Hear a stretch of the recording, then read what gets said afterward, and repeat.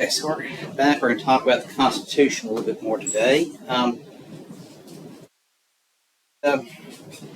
so you're going to see a lot of these things as we get close to the election. Unfortunately, I can't find an ad-free version of it. I hate these pop-up ads. But it's pretty much electoralvotemap.com. It's put together by the guy who does Political Wire, politicalwire.com. Political Wire's always got some interesting little tidbits on the latest news, political news, and everything.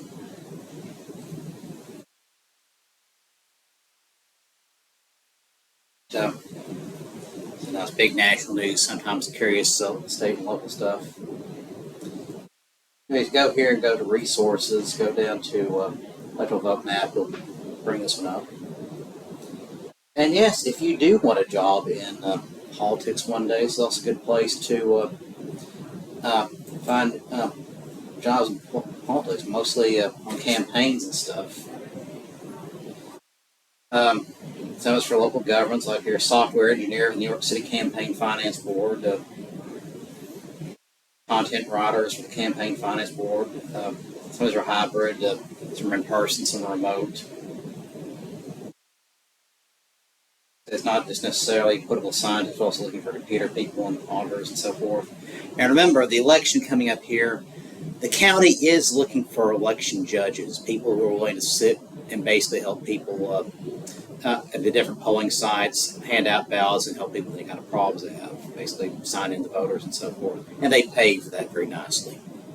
So if you're interested, you got a free day, looking for a couple extra bucks, go down to the county clerk's office and ask.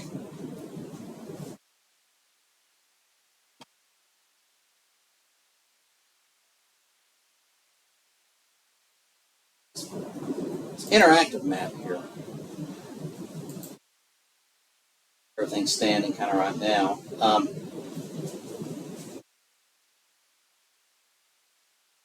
Like I say, you've got the swing states everyone's been talking about: Nevada, Arizona, Georgia, North Carolina, Pennsylvania, Michigan, Wisconsin. In Maine and Nebraska, like we discussed, electoral votes doled out by congressional district. Biggest vote winner in the state, of course, has a 2 on top of that. Last couple elections, Nebraska 2, the Omaha area has gone for the Democrats. Hillary Clinton, then Joe Biden. Maine 2 has gone for Donald Trump last couple Times. Right now, the polls are showing Harris leading both Maine 2 and Nebraska 2. But if you take the near miss states, ones where everything's kind of in the margin of error, this is kind of where it looks. 225 for Harris, 218 for Trump. Toss up of 95 electoral votes. You need to get to 270. Now they can kind of tell where everything's going to go with all these other states because how these states usually vote, voting patterns, polls, and so forth. For example, if you're leading South Dakota by 30 points, it's probably pretty clear you're probably going to win South Dakota this year. Like you're leading Illinois by 20 points, yeah, you're probably going to win Illinois. If weird things happen, everything fly out, and these results be totally skewed one way or another, yeah, that happens. It's very usual. But this is kind of a neat way to kind of play with some of the different possible electoral vote scenarios. Now, if Harris gets to 270, she needs 65 electoral votes. Trump to get to 270, he needs to get 65. It's check my math here. It's 45. 45 for Harris. 52 for Trump. It's always easier to get 45. Get 45 than it is 52. But as it stands, the election's going to probably come down to these 3 states: Pennsylvania, North Carolina, and Georgia. Trump's going to have to win all 3 of them.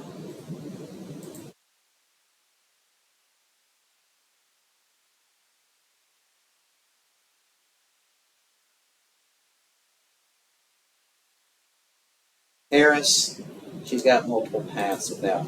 Wisconsin's generally leading toward her. Michigan generally has. And you throw in these different electoral vote scenarios. Yeah, Pennsylvania puts her at the top, but all these gray states, except for North Carolina, they all went for Biden in 2020. In a lot of ways, going to be a replay of the past election. Polls on electoral vote. Oklahoma had a poll come out from the University of Oklahoma, the Singer poll. 16-point race. I don't think it's that close on Oklahoma, especially when Biden got 32 last time. Trump got 65. The last Democrat to get 40 points was Bill Clinton back in 1996. That was in a three-way race.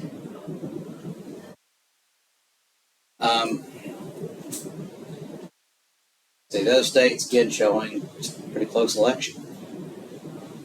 Pennsylvania, North Carolina, kind of going back and forth. Arizona, Georgia, kind of going back and forth. Small but steady leads. And Michigan, Wisconsin, and Nevada. Now, can that change a lot? Yeah, there's 9 weeks left in the election.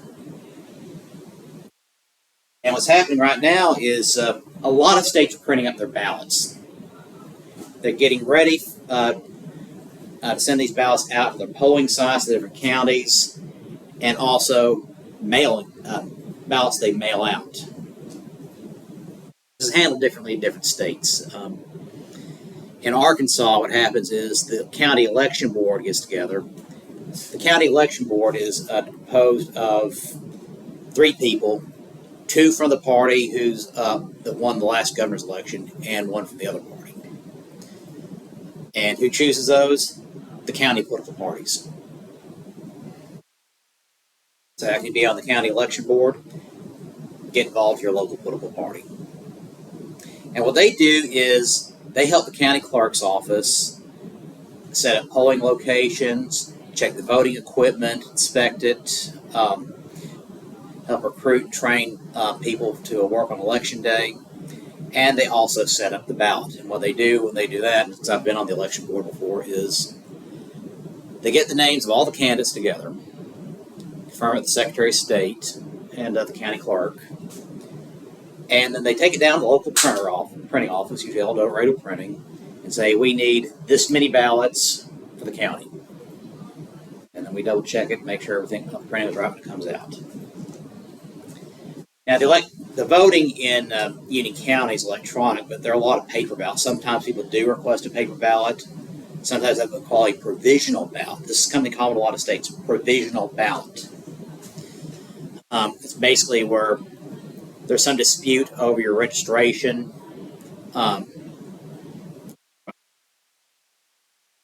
Your residency. You might show up at the wrong voting location by mistake, but if you are a registered voter, they'll let you vote there. But it's usually they try to send you the other one, but by law you can request a provisional ballot to vote at that precinct with your correct precinct ballot. But the laws are different in different states. And so a lot of people in a lot of states, early voting is going to start toward the end of September. Next week, North Carolina, they're going to start mailing out their mail-in ballots. Mail-in ballots for troops who are overseas. They still vote. Fill out their ballot and then mail it back. Different laws regarding how it's counted and what date it has to be back by, but some states it has to be there in the hands of the county clerk or the Secretary of State on election day. Some states, it's like Arkansas, it has to be, I think it's used to be the way it was. It has to be postmarked by the election day and received within a week.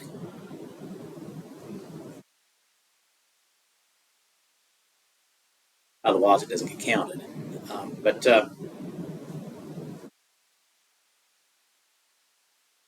But yeah, by the time we get to beginning of October, there's already been probably a couple million people have already voted. just because of different early voter laws in different states.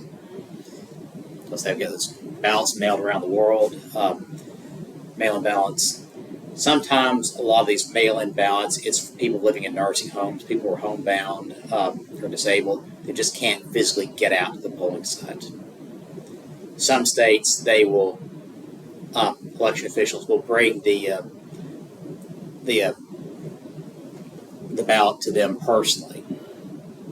Let them vote from their front yard or their living room, whatever. Getting representatives of both parties, seeing the whole process, make sure everything's on the up and up. But a lot of times it's mail-in ballots, especially for like you work overseas, or especially your soldier, you mail it in. My dad was in Vietnam for the 1972 election, and yeah, he could have gotten a mail-in ballot, but there weren't a lot of notaries back around in South Vietnam to notarize his ballot and send it back.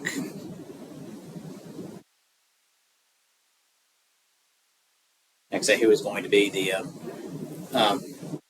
county surveyor in Wichita County, Texas. Just didn't seem like a big priority at that point.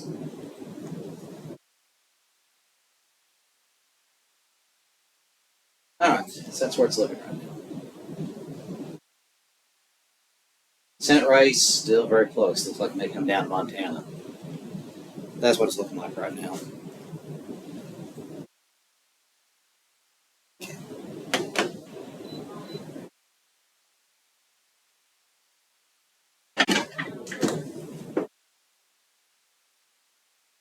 Now, our Constitution. Got to look at it in detail because this is our roadmap for understanding how the federal government works. So you got your handout of the Constitution. So you've got this here in the back of your book. And I have another handout here today, the summary of the Constitution, the different articles and so forth.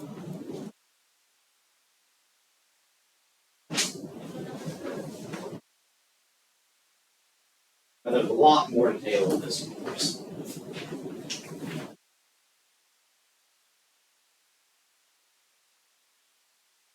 Let's go into one at a time. Article 1. We talked about the preamble last time.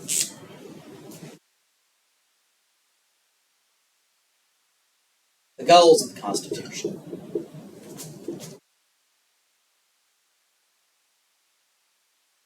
Emphasizing the importance of we the people. People being ultimately the government. I think it was Grover Cleveland once said, we are the government. We the people, you and I. It's not some just nebulous entity in some distant part of the country. The government's made up of us. It starts off with us, the voters, the taxpayers. But who are the people who do all these jobs? They are our neighbors, brothers, sisters, parents, cousins, everybody from private in the Army to your local postal worker to IRS auditor to EPA inspector. Anything and everything. Elected representatives as well. But given the preamble of all these things the Constitution is trying to do in the name of we the people, and under the direction of we the people, reform more perfect union, establish justice, ensure domestic tranquility, provide for the common defense, promote the general welfare, secure liberty. That's in this system here. Off here, Article 1, the legislative branch.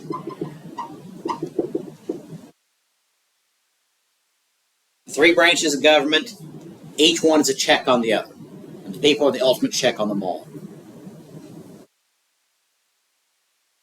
To start off simply, Section 1, all legislative powers herein granted shall be vested in a Congress of the United States, which consists of a Senate and a House of Representatives. So have a two-house Congress.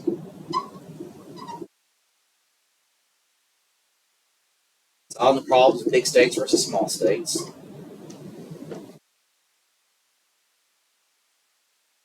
So it may seem like sometimes Congress doesn't get anything done. It's very difficult to pass any kind of legislation.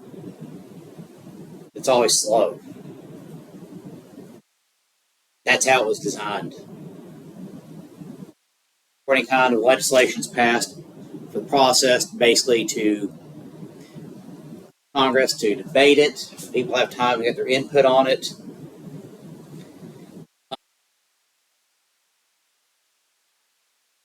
So yes, it's a slow process. Because the idea was it'd be better for the government not to do anything than to do something and make a mistake. I've been a lot of question about whether that's the best way to do it, but it's the system we've got.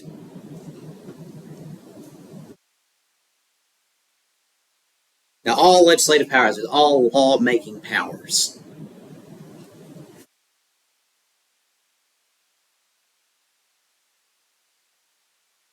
Now, Section 2 starts off talking about the House of Representatives. They serve 2-year terms. Every 2 years, all 435 members are up, just as they are this year.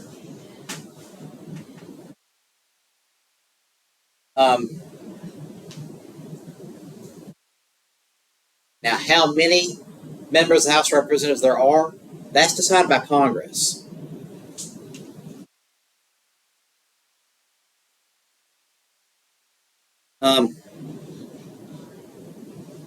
The electors in each state shall have the qualifications requisite for electors of the most numerous branch of the state legislature.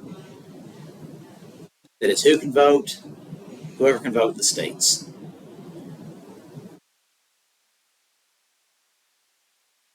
Because voter qualifications at this point in the United States are very different. In some cases, it was a couple cases they had basically any male citizen could vote.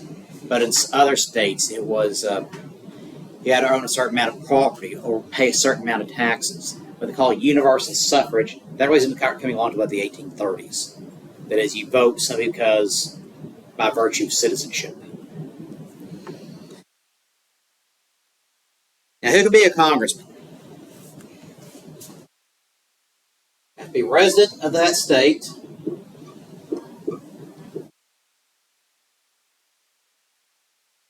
You have to be at least 25.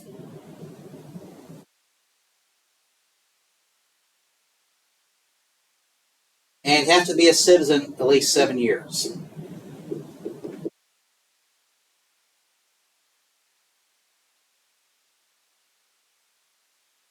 And 25, because they want people with a little bit of maturity, a little bit of experience there.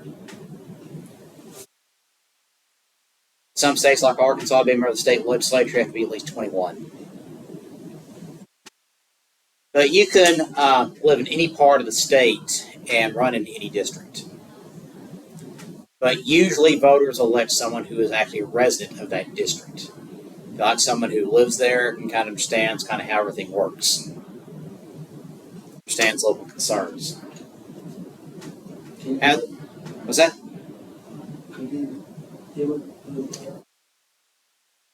Now repeat that? Yeah. House of Representatives, you have 2-year terms. Qualifications are you have to be resident of the state in which you're elected. Resident of the state. Not necessarily the district, but of the state. For example, someone living here in El Dorado, they could run for the district up in Fayetteville if they wanted to.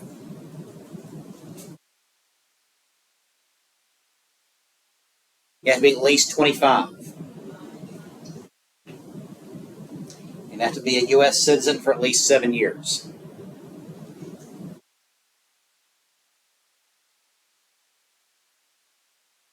So they recognize the importance of immigration. They wanted, but there are a lot of men who fought in the American Revolution who literally just got off the boat. There were immigrants who were framers of the Constitution. So Alexander Hamilton, for example, first Secretary of the Treasury, got the $10 bill. He was born in the Bahamas.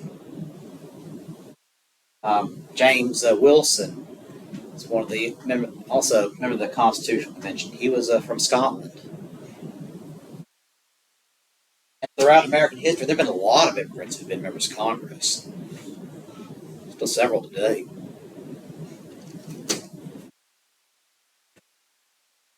See, because that's who the people elected.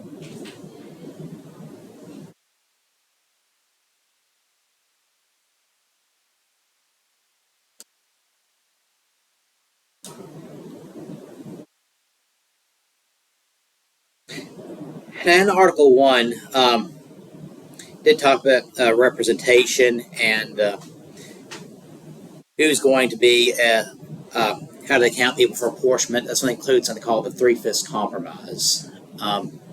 Basically, 5 slaves count as 3 free men for apportionment.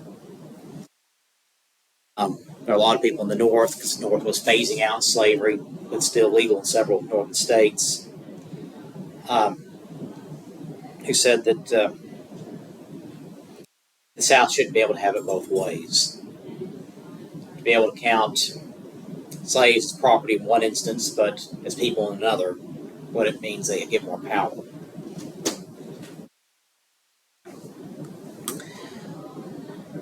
But initially, number of representatives does not exceed 1 for every 30,000. Every state has at least 1 congressman.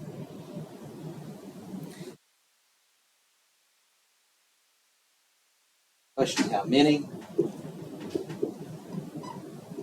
For every 30,000. Today, it's about 1 for every 700,000.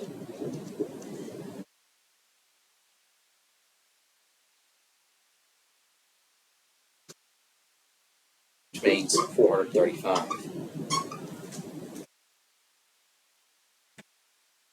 So that was the first number of congressmen. Initially, New Hampshire had 3, Massachusetts 8, Rhode Island 1. Interesting thing says Rhode Island Providence Plantations. That's actually the official name of the state of Rhode Island, not just Rhode Island. It's Rhode Island and Providence Plantations.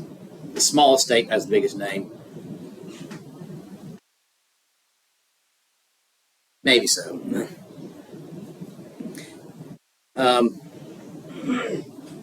3, 11, 12, 17. 27. That initially 1 for 30,000. Now 1 for every 30,000 residents counted. It's how they divide up the number of congressmen. initially, Yeah. and then next is Yeah, and they expanded over time. The last time they expanded to 435, that's back in the 1920s. It's about 100 years ago.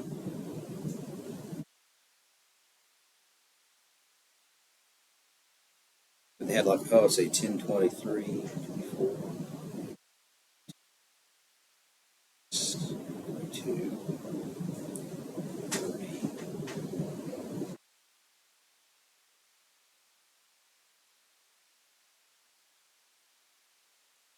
Yeah, just under 100 the first time. But after the first census, they dramatically expanded it.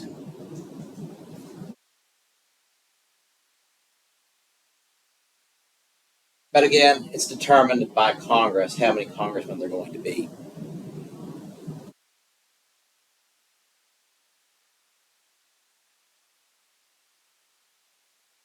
Now, when vacancies happen in any state,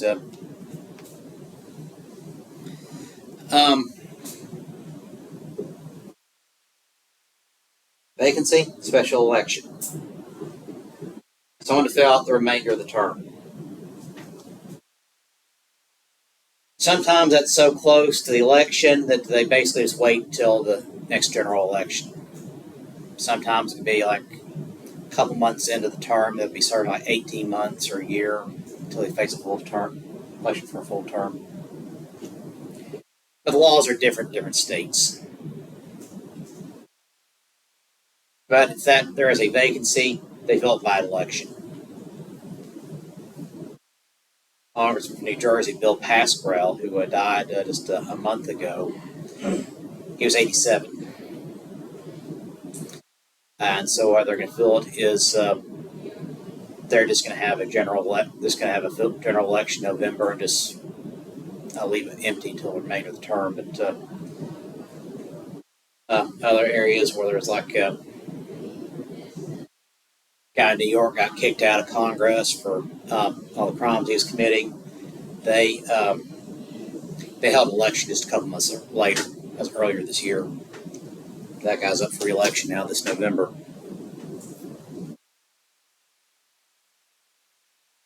In the House of Representatives, you have a Speaker of the House.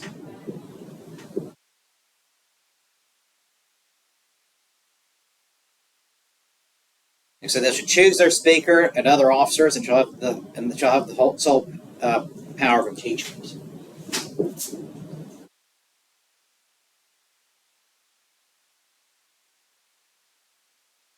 Speaker of the House, and the other one some detail on that. Speaker is chosen by a majority vote of members in the House. Now, the way they do that today is whoever is the head of the majority party in Congress, or the House of Representatives. But if it's a divided coalition, it can take a while to figure out who a speaker is going to be. The late 1850s got close to Civil War, and all the political parties were scrambled. It took a couple of months to determine the Speaker once.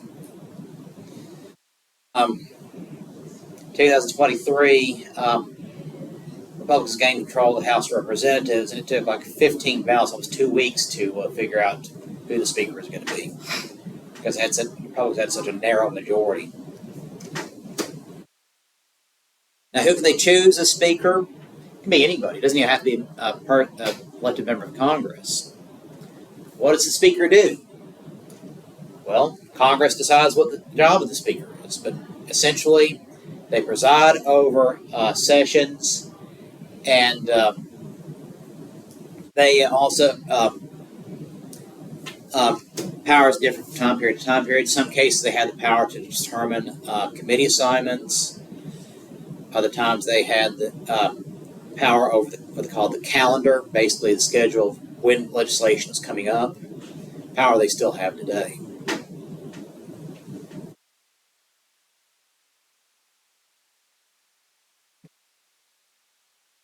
But in England, if you ever go watch C-SPAN and see the Parliament in session, the Speaker of the House is basically a neutral arbiter. They're not the head of the House of Commons in England. It's like it is in Canada, they have a Speaker for the House of Commons there, but basically their job quite literally is that of determining the order of debate, maintain order in the session, and recognize people in the order in which they speak. Speaker of the House will recognize certain people, the order of people to speak, but they can gavel the session in and out of session and declare people out of order. But the rules of Parliament, of Congress, the House of Representatives, and the Senate, that's turned by someone called a parliamentarian. Basically, they're the scorekeeper, they're the rule keeper. They don't have to have one, but they decided it's a lot easier. Basically, are certain motions within the rules of the House or the Senate. And they violated certain rules of decorum. That's determined by the parliamentarian.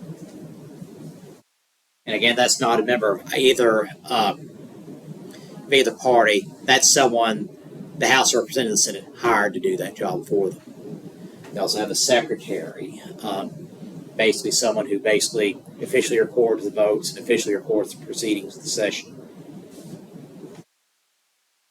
And yes, all the speeches, everything read on the floor, they keep a record of that. That's called the congressional record. They're required under the Constitution to keep records of their proceedings. And you can look it up anywhere. Go to the Congress website, congress.gov, or you can look it up in the library. Any speech from any session, they'll be recorded there in the congressional record.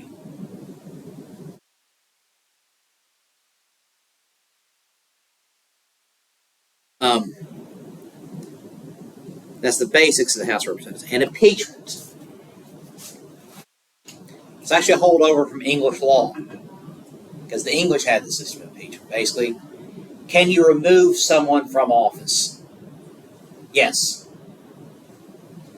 Sometimes and they'll go into this more detail later on, but they feel like someone has violated the law, office holder has violated the law, Congress can remove them from office.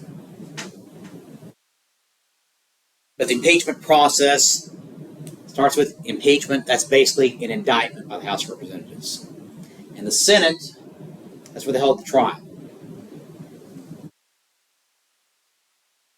The Senate, Section 3. 2 senators per state.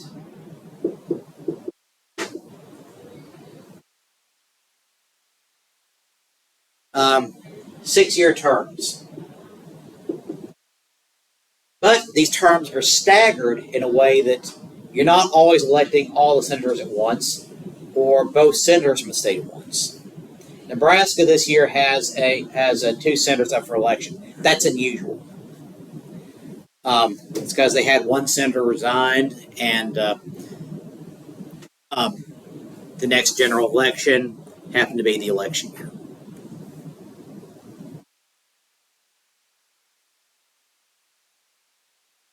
Now, initially, senators were elected by the state legislature.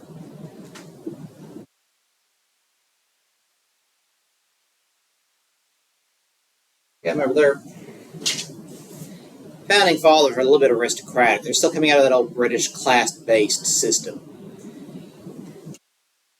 But the trust of the people and their voice of the House of Representatives, which is supposed to be kind of closest to the people, it's almost a constant campaign. The Senate was supposed to be more measured, more calmer, more deliberative. They didn't quite trust the people to make these decisions about who should be senator or should be president.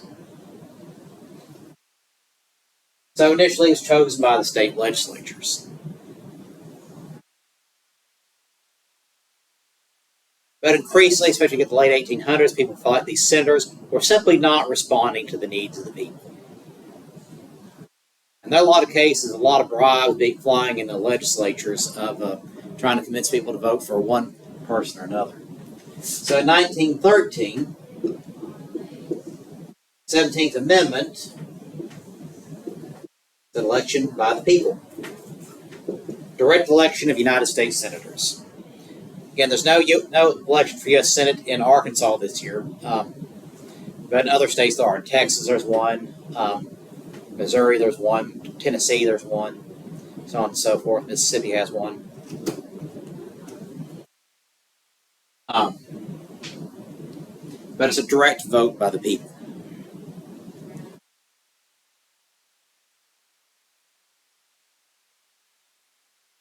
Now, to be a senator, qualifications. You have to be at least 30 years old. President Biden was actually one of the youngest senators elected in history. He was 29 when it was election day in 1972. But he turned 30 after the election. By the time he was sworn in, he met the legal requirement.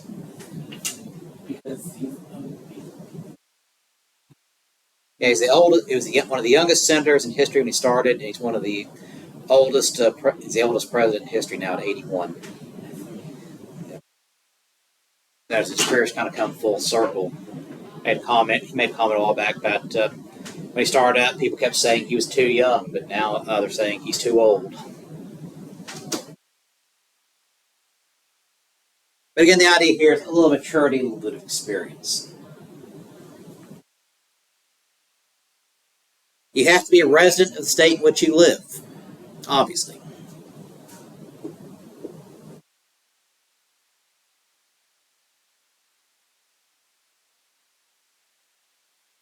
This has actually gotten some people in trouble before. 2 years ago, there was a guy running for the U.S. Senate in Pennsylvania. Said Said, "Yeah, I've lived in Pennsylvania for years." He had a house. It had a. He took his residential resident his homestead tax residency exemption in New Jersey. He didn't win.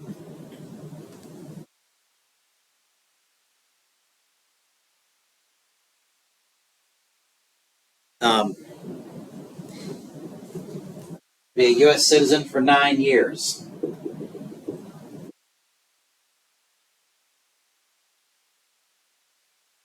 It's going to be a non-citizen. You can be a citizen, an immigrant, and be in the Senate, but you have to be a citizen for 9 years.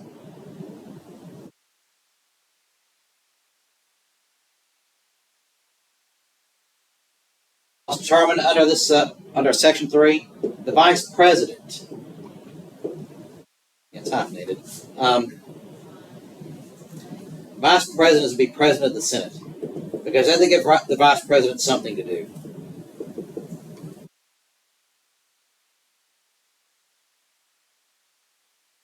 Vice President presides over the Senate and casts tie-breaking votes.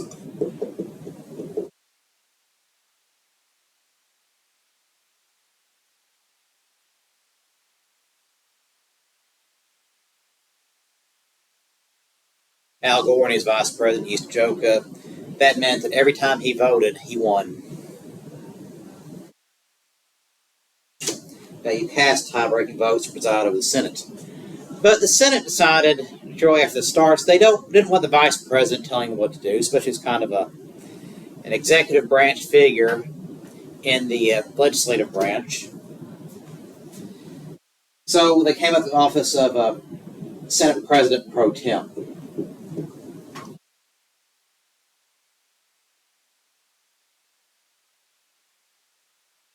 Basically, the acting president, the one who really is one presiding over the Senate.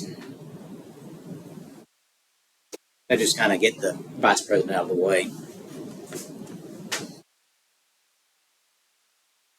President Pro Tem, he's the acting president of the Senate. Usually, that's the oldest person of the majority party.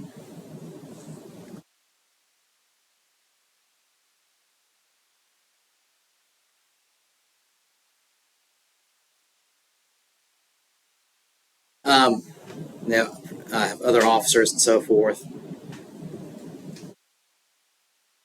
The Senate tries impeachments.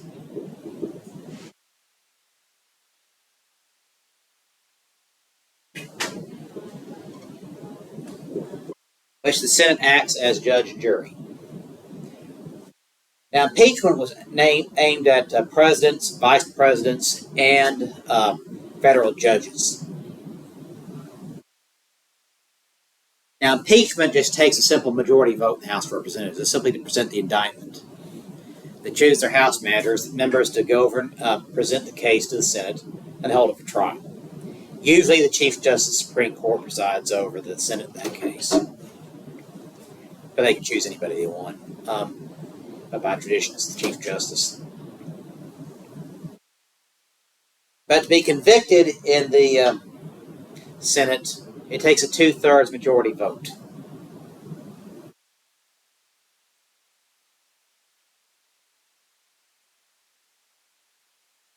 Now, several federal judges have been impeached and removed from office. There's been impeachment of a president 4 times, but never been removed from office. Always acquitted in the Senate. They can never get those 67 votes. But usually what happens in cases where like there's a chance the president would be impeached and removed from office. That was Richard Nixon. He thought he might be able to beat the impeachment charge in the Senate, but right before the House was about to hold its impeachment proceedings, Senate Republicans went to Richard Nixon and said, "You're going to be convicted and removed from office." And he resigned 2 days later.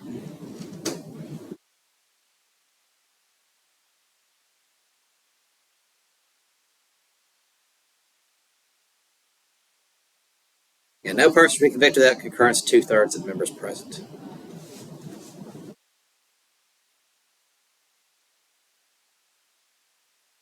Okay, the reason why they make it a 2/3 majority is they don't want to make this just a vindictive tool. That it's something you take very seriously. It's not a stunt, it's not performance art, it's something that takes seriously.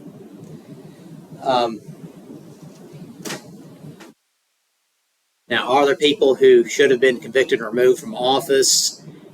Well, you tell me. It's been debated back and forth. But it's supposed to be a process where it's very difficult to remove someone. It's what you're doing when you're impeaching a president, you're undoing an election.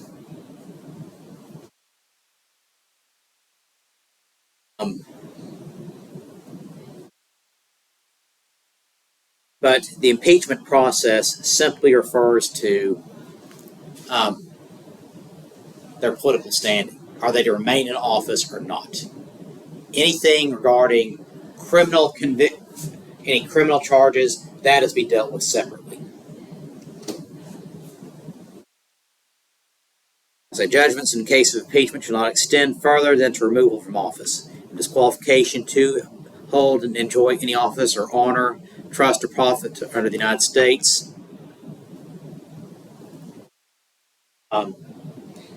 Basically, they impeach you, they can say, you can never hold any federal office again, elected or otherwise. But this little clause in here, yes, you're still liable for any criminal charges you may face. So if you're acquitted in the Senate here, in the Senate, you can still face criminal charges.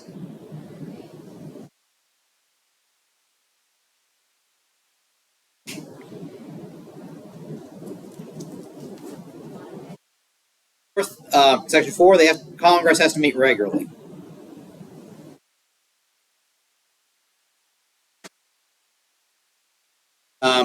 Time, places, manner of holding elections, prescribed in each state by the state legislature.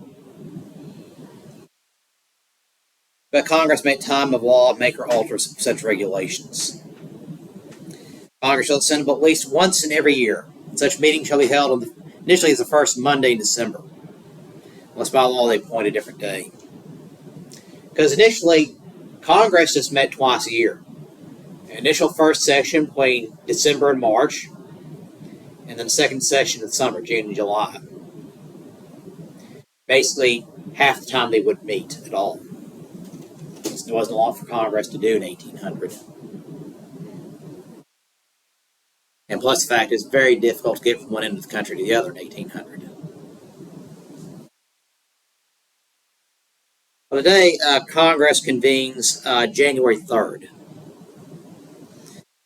And they meet for however long they do. They usually have a couple recesses that are by tradition around Easter, one in the summer, usually one in around Christmas. But Congress has to meet at least once a year. Now that's different from a lot of state legislatures. In Arkansas and across most of the South, the idea was a citizen legislature. It's just kind of a part-time thing. The Constitution of 1874 in Arkansas said the state legislature should meet at least 60 days every 2 years. But a lot of people joke they should probably meet only 2 days every 60 years. But it's a very short session. Now, same in Texas, they meet every 2 years. But they can call themselves in a special session anytime. The governor can call them into session anytime. But the Congress has to meet every year. Section 5, elections. Each house will be the judge of the elections, returns qualifications to its own members. That is, basically, if there's a dispute over an election, for say the House of Representatives or the Senate or the House of Representatives will deal with that on their own. Now, yes, there's a lot of federal law dealing with how how elections are to be conducted, how ballots are to be counted. But if there's a dispute over this that spills over past the a date that new members are sworn in, a dispute over election totals, then yes, each house has the right to investigate these elections. And there have been cases, including there's a famous case in Arkansas from the 1870s where they had one guy who was elected, sent him up to Washington, but there was so much voter fraud, so much ballot box stuffing that the House of Representatives convened, sorted through it, and decided the guy who was sworn in did not win. The other guy did, and he had to be sworn in instead. So it does happen. Very rarely now, but it does happen. Majority of each shall constitute a quorum to do business. At least half the members have to show up for them to do business and vote. They may authorize compel the attendance of absent members.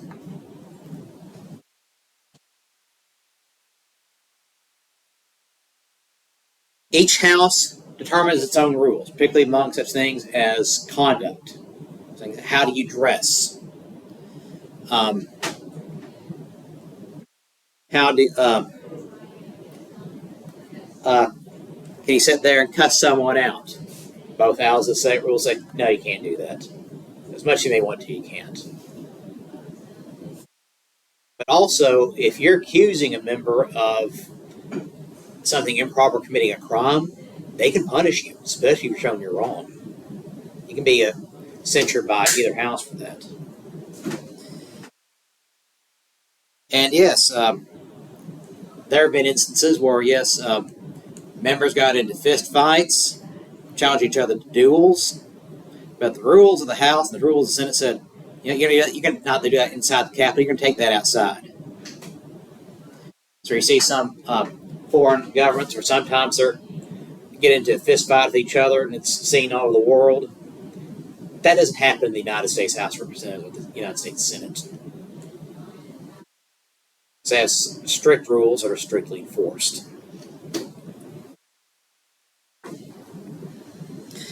Now, can you expel a member?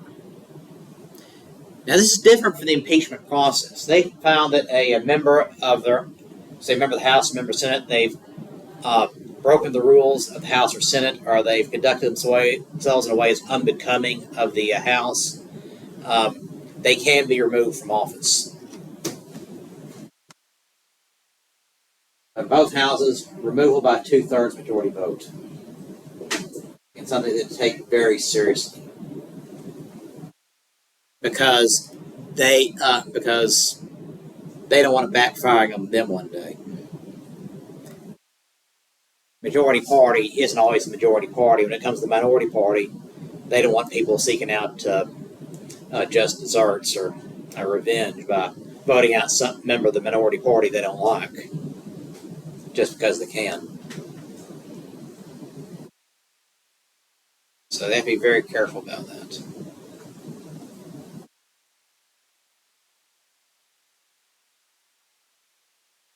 So removal by 2/3 majority vote.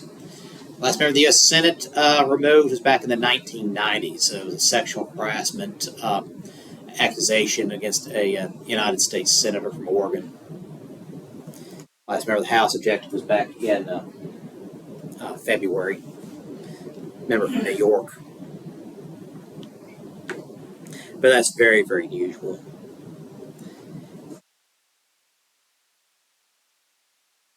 Usually, the tradition is just either try to sideline the more disruptive members or let their voters back home take care of it.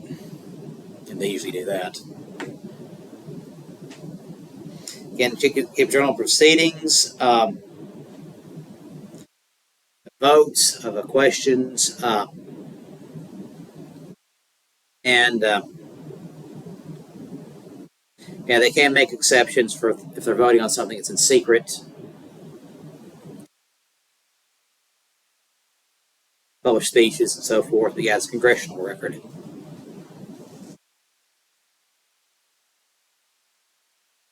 Section 6. You going to pay these guys? Constitution said, yeah, they can vote on it. Benjamin Franklin once said that he believed that members of politicians, as members of legislatures and Congress, it should be a voluntary basis. That is, the honor of serving should be enough. But over time, they decided they're kind of debated that a little bit back and forth because, on one hand, you get what you pay for. On the other hand, if you can get up and leave your job for a year at a time without pay, not a lot of people can do that. So that meant that the voice of a lot of people, the good majority of people, would not be able to be heard because they cannot leave their job for a year at a time for their financial reasons. They need a salary. They're not born rich.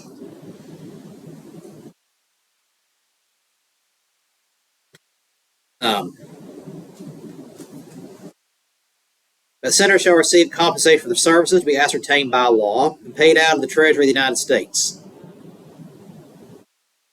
To be privileged from arrest during their attendance at the session of their respective houses in all cases except treason.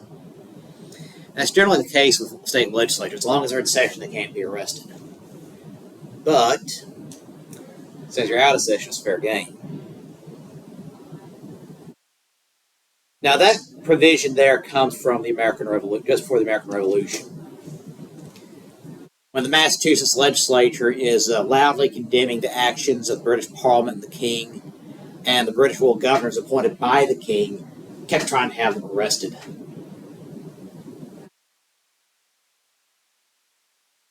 The idea was they wanted a representative body that's always able to speak for the people.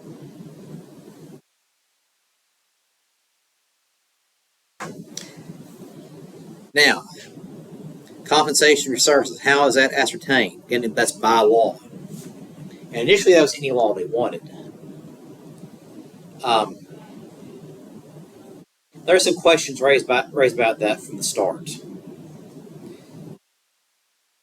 There have been some very egregious examples. For example, there's what they call the notorious salary grab 74. 1874, the House of Representatives voted itself a massive pay raise, retroactive to like 1866.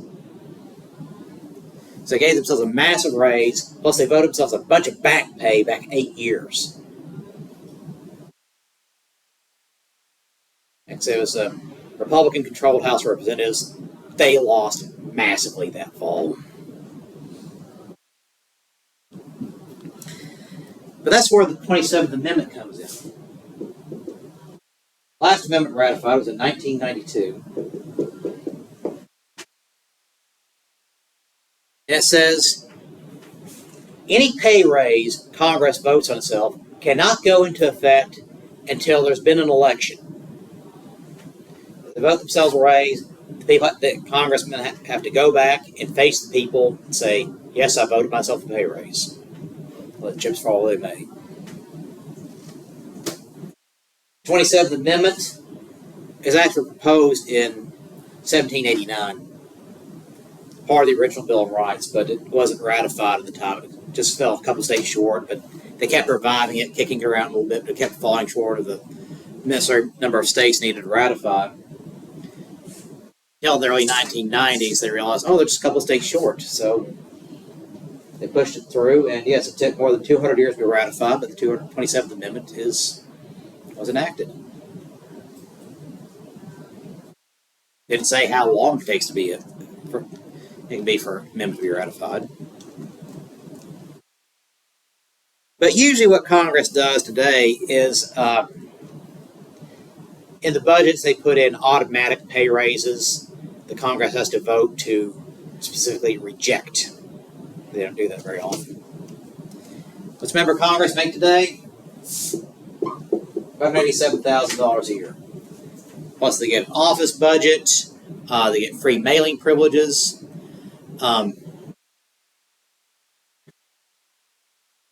Maybe other little perks.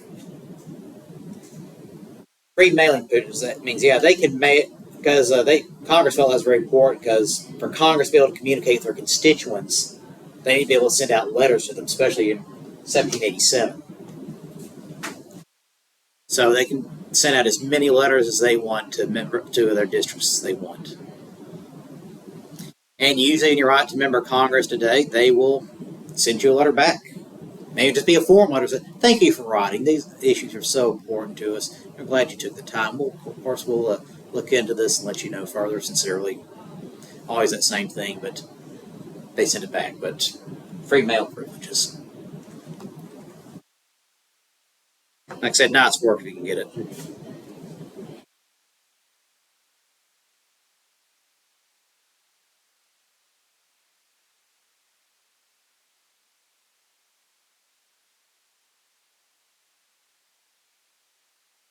No person holding any office in the United States will be a member of either house during his continuance in office.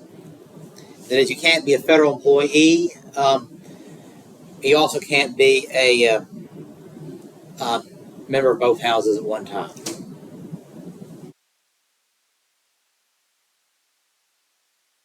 Section 7.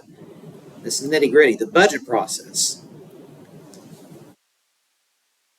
Now, part of the staff that Congress hires today is they hire a lot of legal researchers. People to research different bills, research information on them. Congress divides itself into different committees. They investigate different issues. So they can ideally was to decide how best to address certain legal questions. But they have a lot of staff for this too. Make sure they get the information they need. Do all the research, background research.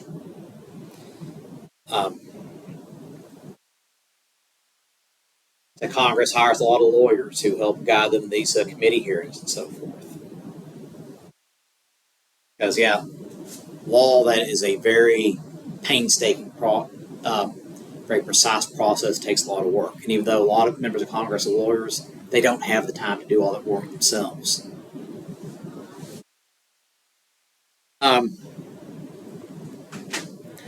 They'll have certain budgetary offices. For example, they have the Congressional Budget Office.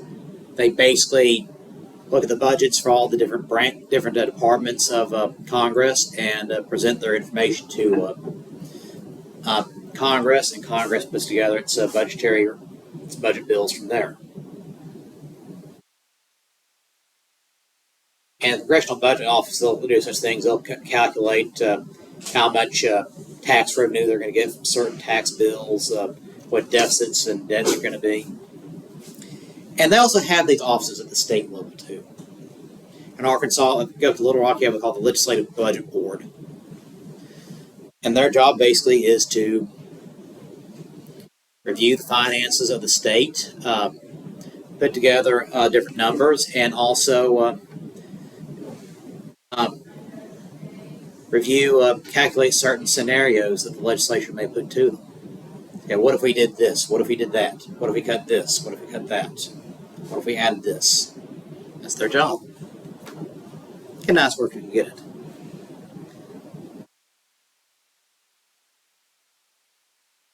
Now, Section 7. All bills for raising revenue shall originate in the House, but the Senate may propose or concur with amendments as on other bills.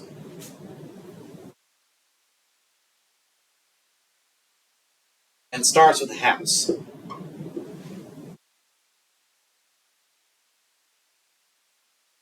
Spending bills, tax bills, they originate in the House. But a lot of times they'll start getting the process kicked off and running, but both have to agree. Both have to vote on these bills. But here's the thing. During debates, members will periodically propose an amendment to something. They'll change something around, or they'll change something in a budget hearing before it goes to full vote of the floor. Or on the floor, they'll vote for, let's change this, this, and this. So which means what the House votes on and the Senate votes on are two different versions. So what do they do at that point? Something called a conference committee.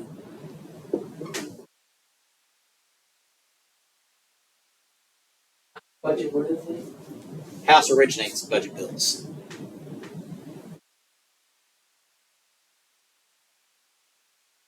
Senate also has to approve. Every so often, somebody wants to sneak in something into budget bills, and yeah, but I also want a post office, this little town in my district, or I want to make sure that post office is named after somebody in particular, or I want $1 million for an interstate to run through and be repaired in my district, things like that. And of course, usually they vote on that because some other Congress says, "Okay, I'll vote on your million for your interstate. You vote for $1 million for mine." Basically, you got to take care of your own districts too. But the conference committee, what happens is House and Senate leaders gather together and they look at the differences between these bills, budget bills or laws they're proposing, and they come up with what they call a conference report. And that report is basically the agreed upon final version of the bill. And then they vote again in the House and the Senate. And that's what they come up with. Now, here's the thing. Once a budget is passed, Congress can still amend that spending bill. A simple majority vote, both houses, they can still come back and say, okay, but we want to get rid of this, and add this instead. They do that a lot.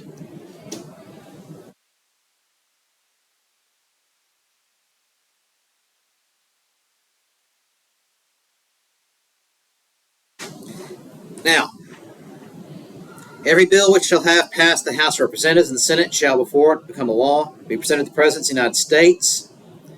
Both houses have to approve it. And any law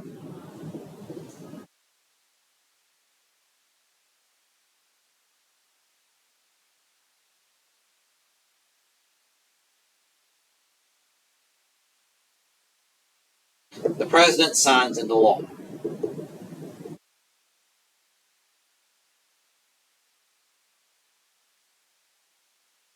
Now, if he should approve it, he shall sign it. If not, he will return it. His objections to that House which originated it.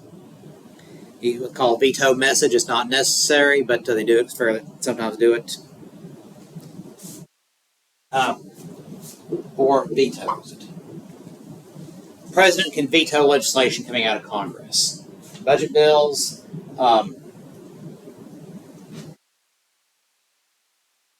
different laws and regulations. The President can veto it. Now, the way they set this up, though, the President can't just veto certain little pieces of it. It's either all or nothing. Now, suppose this is vetoed. Congress can override a veto, that is, undo it.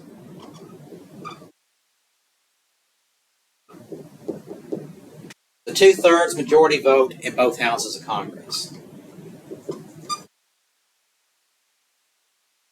Doesn't happen often, but Congress can and will override vetoes in Congress.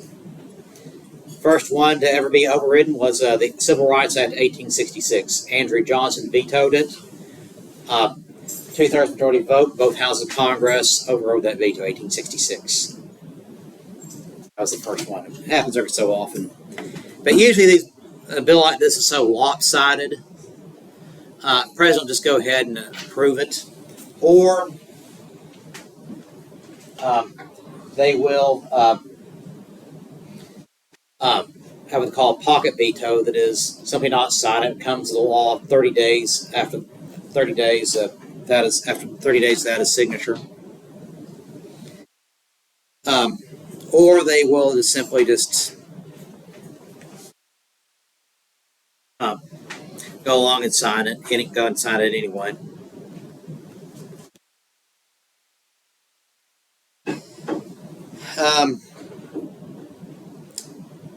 And of course, yeas and nays, those are recorded in each house. Now, the powers of Congress, we'll get to that next time. I'm going to have Article 1 going to the presidency and so forth. So keep looking at the Constitution in detail, and we'll discuss it more next time.